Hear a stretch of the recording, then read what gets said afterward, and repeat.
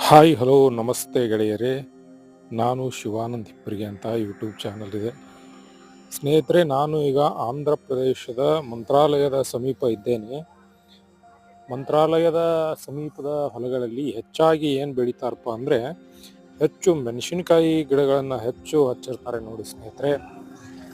ಮೆಣಸಿನಕಾಯಿ ಅಗಿಗಳನ್ನು ನೋಡಿರಿ ನೀವು, ಸಾಕಷ್ಟು ಹೊಲಗಳಲ್ಲಿ ಹೆಚ್ಚಿನ ಪ್ರಮಾಣದಲ್ಲಿ ಒಂದು 50%ಕ್ಕಿಂತ ಹೆಚ್ಚಿನ ಪರ್ಸೆಂಟ್ಗಳ ಹೊಲಗಳಲ್ಲಿ ನಾವು ಮೆಣಸಿನಕಾಯಿ ಗಿಡಗಳನ್ನು ನೋಡ್ಬೋದು ಸ್ನೇಹಿತರೆ. ಇಲ್ಲಿ ಮೆಣಸಿನಕಾಯಿ ಬಿಟ್ಟರೆ ಬೇರೆ ಬೆಳೆಗಳು ನನಗೆ ಕಾಣ್ತಾ ಇಲ್ಲ. ಹೆಚ್ಚಿನ ಪ್ರಮಾಣದಲ್ಲಿ ಮೆಣಸಿನಕಾಯಿ ಒಂದು ಹೊಲಗಳಲ್ಲಿ ಅಗಿ ಮಾಡಿದ್ದಾರೆ ಅಂತ ಹೇಳ್ಬೋದು ಸ್ನೇಹಿತರೆ.